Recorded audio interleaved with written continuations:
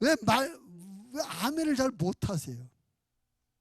성경에는 우리가 예수님과 함께 왕노릇 한다고 그랬어요. 디모데후서 2장 11절 12절.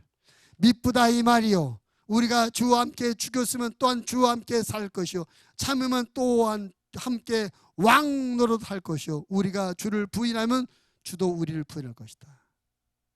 또 요한계시록 5장 10절. 그들로 우리 하나님 앞에서 나라와 제사장들을 삼으셨으니 그들이 땅에서 왕노릇 하리로다 하더라. 성경은 예수 그리스도를 믿는 나와 여러분을 왕이라, 예수님과 함께 왕노릇 한다고 말씀했습니다.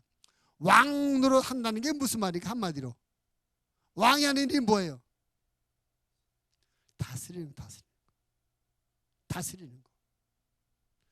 예수님은 나와 여러분을 다스림을 받던 위치에서 다스리는 위치로 바꿔놓은 걸 믿으시기 바랍니다. 예수님을 만나기 전에, 예수님을 믿기 전에 우리는 누구의, 무엇의 다스림을 받았습니까? 마귀의 다스림을 받았고, 죄의 종이 되었고, 사망과 저주의 다스림 안에 있었습니다. 어두운 악한 것의 영향력 안에 있었습니다. 어두운 것의 다스림을 갖고 있었어요. 성경도 그렇게 말하고 있지 않나요? 10절 말씀에도 너희가 전에는 백성이 아니더니 이제는 하나님의 백성이다. 전에 우리가 하나님과 상관없는 존재였어요. 마귀의 백성이었습니다. 마귀의 다스림 받고 있었어요. 죄와 사망과 저주의 그늘 안에 있었습니다. 근데 보배신 예수님께서 우리를 구원하시고 예수님과 함께 다스리는 위치에 우리를 올려놓으셨습니다. 그래서 성도의 삶이란 뭐냐? 예수님과 함께 왕노릇하는 삶이 성도의 삶이다. 따라서 예수님과 함께 왕노릇하는 것이 성도의 삶이다. 왕노릇하는 게 뭐 하는 거라고요? 다스리는 거라. 그럼 우리가 무엇을 다스려야 돼요? 죄를 다스려야 될 줄로 믿습니다. 아멘. 전에 우리가 죄의 종이었어요. 죄에게 끌려다녔어요. 예수님으로 말미암아 우리가 죄에서 해방받게 되고, 예수님으로 말미암아 우리가 죄를 다스리는 왕의 자리에 올라서 우리는 죄를 다스리는 자리에 앉아 있습니다. 그래서 우리의 매일매일의 삶은 죄를 다스리는 왕의 삶이 되어져야 되는 것입니다. 그것이 하나님께서 예수님으로 말미암아 구원받은 성도들이 준 권세인 줄로 믿습니다. 권세, 따라서 권세. 죄를 다스리는 권세가 여러분에게 있는 걸 믿으시길 바랍니다. 죄만 다스리라요? 마귀도 다스려요. 마귀를 다스리고 귀신을 내쫓는 권세가 여러분에게 있는 걸 믿으시길 바랍니다. 저주를 쫓아내는 권세, 질병을 쫓아내는 권세, 악령을 쫓아내는 권세가 여러분에게 있는 걸 믿으시길 바랍니다. 하나님께서 우리에게 그런 권세를 줬어요. 마가복음 16장 17절 말씀해 보니까 믿는 자들에게는 이런 표적이 따르니 곧 그들이 내 이름으로 귀신을 쫓아낸다. 귀신아 나가! 마귀야 나가! 병마야 나가! 쫓아내. 이게 권세예요, 권세. 근데 하나님 예수님께서 우리에게 왕의 권세, 다스리는, 쫓아내는 권세를 주었는데 우리가 사용하지 않는다면 그 권세는 아무 의미가 없고 아무 우리에게 유익이 되지 못하는 겁니다. 그 권세를 써야 될 줄로 믿습니다. 그 권세, 왕의 권세, 다스리는 권세를 쓰시는 여러분들의 믿음이 되어지기를 주님의 이름으로 부탁을 드립니다. 사도행전 3장에 보면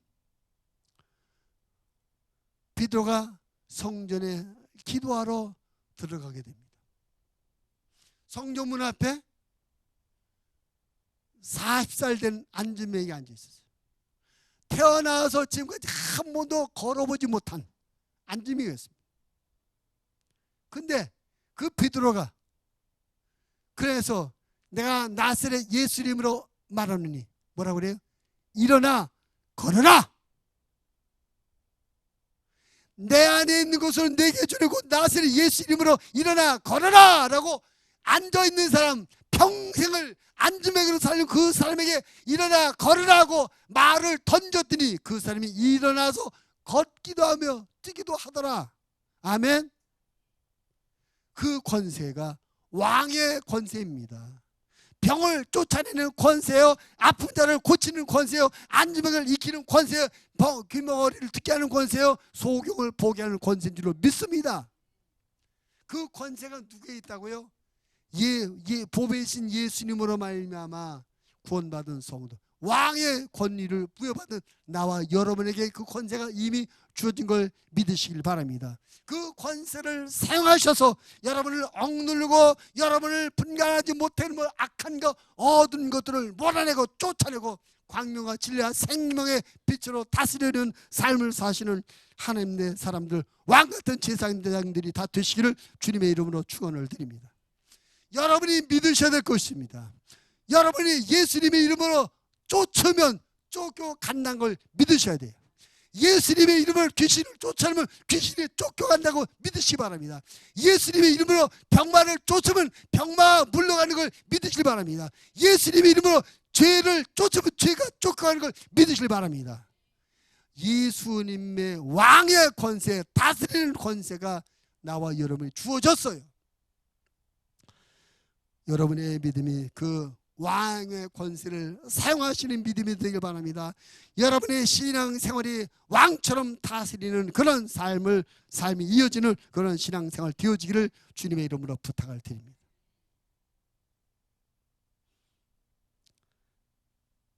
마태, 마가, 누가, 요한 4복음서에 보면 예수님께서 얼마나 많은 것들을 다스리고 치유하며 쫓아내고 온전케 하시는 일들이 많이 일어납니까? 근데 그 어마어마한 많은 일들 하신 예수님께서 우리에게 뭐라고 말씀한지 아십니까?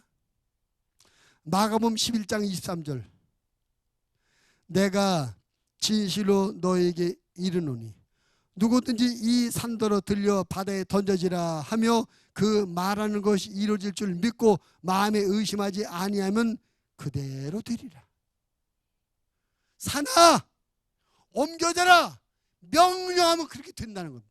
왜요? 왕의 명령이니까. 예수님께서 너희는 나보다 더 큰 일도 할 것이다 말씀하셨어요. 더 큰 일도, 더 많은 거, 더 큰 것을 다스리며 살 수 있다고 말씀했습니다. 문제는 우리에게 내 안에 그런 권세가 있는 걸 인정하고 믿음으로 이 권세를 사용하는 것입니다. 다스리는 것입니다. 쫓아내는 것입니다. 명령하는 것입니다. 예수님께서는 바람과 파도도 잠잠하라 그러니까 잠잠히 있잖아요. 모세는 바위에서 물이 솟아나라 그러니까 물이 솟아났잖아요. 여호사는 태양아 멈춰라 그러니까 태양이 멈췄잖아요. 그게 권세예요, 권세. 우리가 세상에서 돈이 없어, 학벌이 없고 사회적 배경이 없을지라도 다스리는 영적 왕권이 주어진 걸 믿고 살아야 됩니다. 그래서 이 세상에서 나를 하나님으로부터 멀어지게 만들고 죄악으로 이끌어가는 모든 부정적인 현상과 사항들을 향해서 다스리고 선포해서 지배하고 정복해야 될 줄로 믿습니다.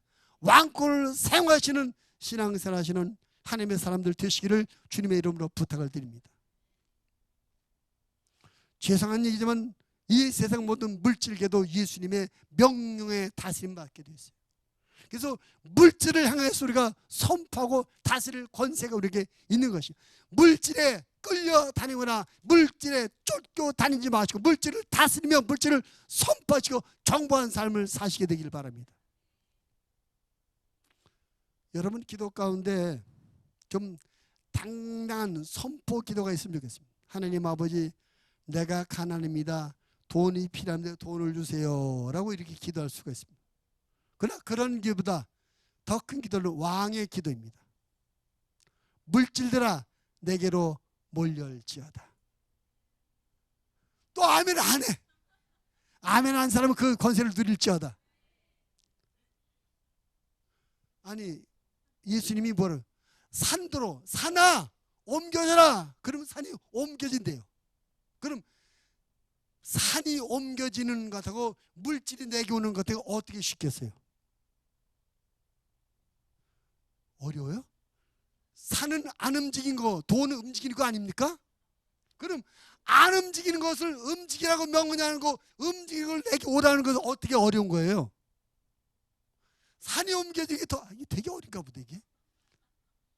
산이 옮겨지기 더 어렵지. 돈이 어차피 돌아다니는 건데 돌아다니는 거 나한테 좀 와. 이게 뭐가 어려워 이게. 믿음이라는 권세.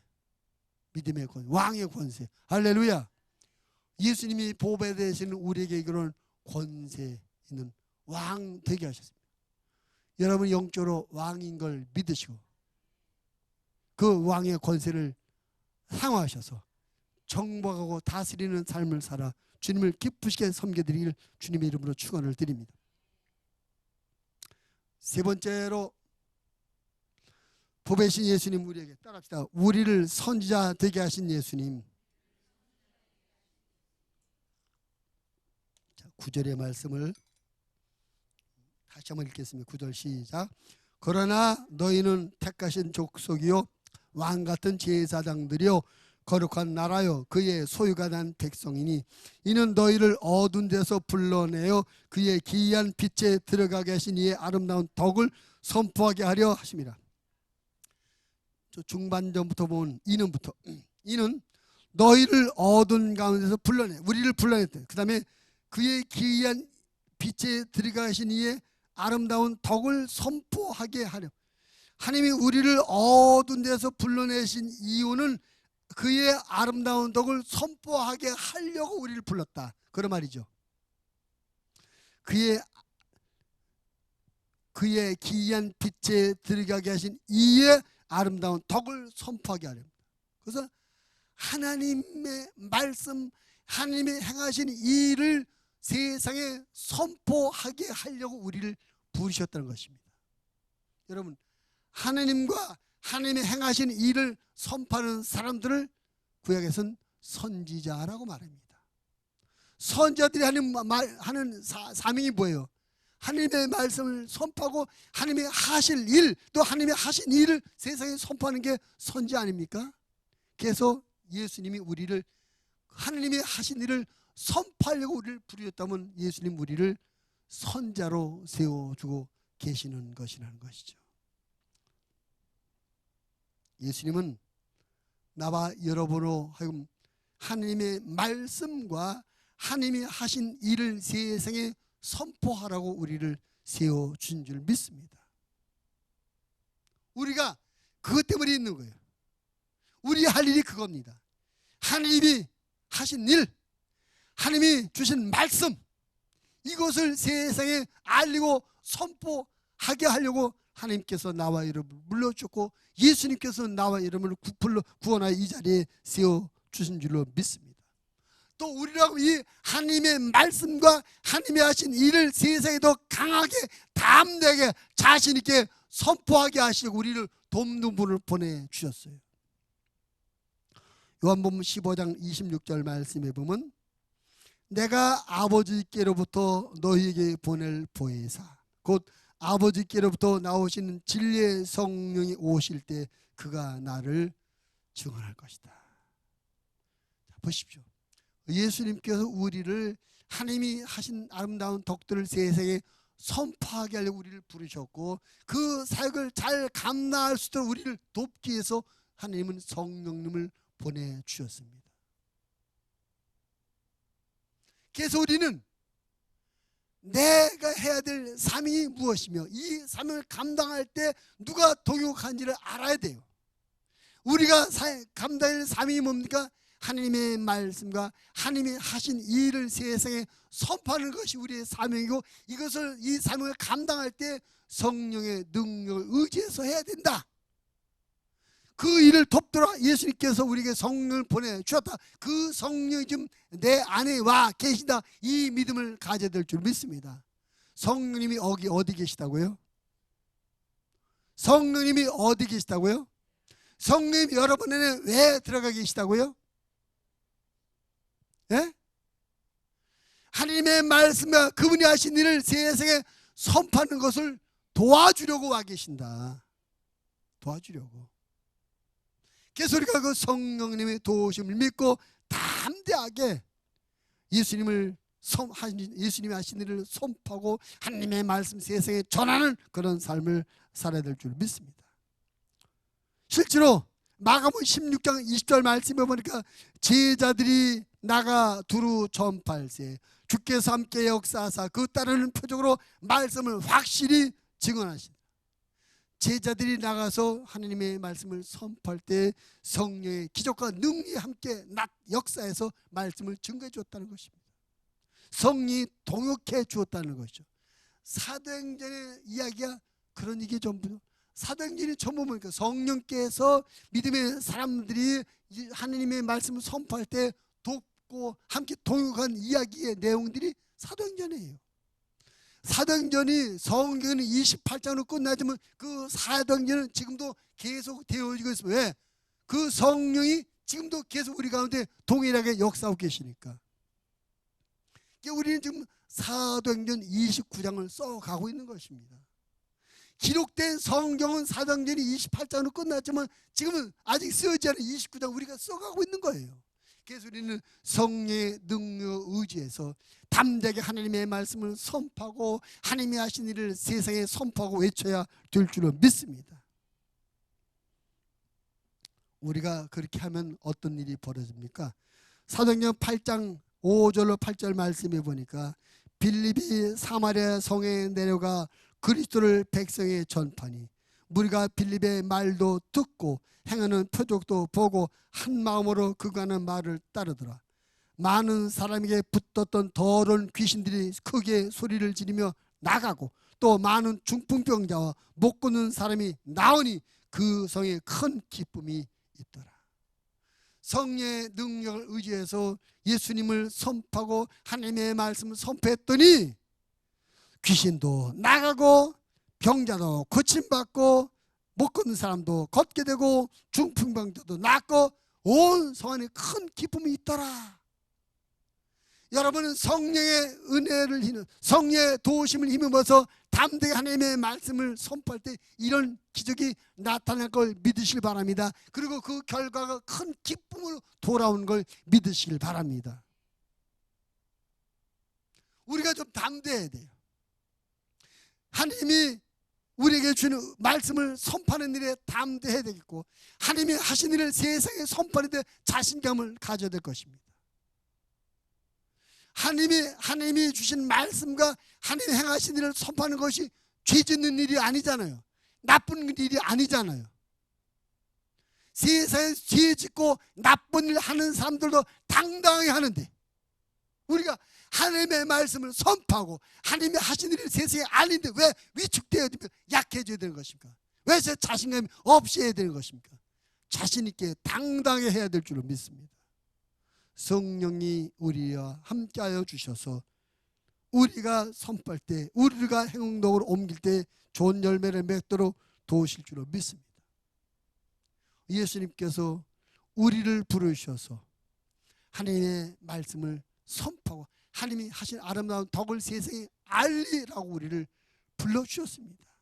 우리를 부르신 그 주님의 목적, 부르심의 목적, 우리를 선자로 세우신 보배는 예수님의 의도를 깨달아서 우리의 삶이 어쩌든지 하나님의 말씀을 전하고 하나님이 하신 일을 알리는 그런 삶을 우리가 살아가야 될 줄로 믿을 때, 그럴 때 주님이 기뻐하시고 우리의 삶에는 영적 보람과 큰 기쁨이 넘쳐나게 될 줄로 믿습니다. 아멘. 오늘 성경은 예수님이 믿지 않는 사람들에게는 거치는 돌이지만 믿는 우리는 보배이시다 말씀이십니다. 예수님이 왜 보배이신가? 보배이신 예수님이 우리에게 어떤 은혜를 주셨나? 보배이신 예수님께서 우리의 죄를 다 해결해서 하나님 앞에 나갈 수 있는 제사장 되게 해주셨습니다. 예수님께서 우리에게 예수님과 함께 다스릴 수 있는 왕이 되게 해주셨습니다. 예수님께서 우리에게로 하여금 하나님의 아름다운 선포하는 선자가 되게 하셨습니다. 그래서 우리는 우리 자신 보배이신 예수님으로 말미암아 내가 영적으로 제사장이요 왕이요 선지자라는 영적 정체성에 대한 자신감을 갖고 제사장의 삶을 살고 왕권을 누리며 선지자의 삶을 살아야 될 줄 믿습니다. 믿음으로 이것을 누리는, 믿음으로 이렇게 사는 사람들이 이것을 따르는 축복과 권세, 은혜를 누리게 될 줄 믿습니다. 보배진 예수님이 여러분에게 많은 보배 열매를 맺어 주시기를 주님의 이름으로 축원을 드립니다.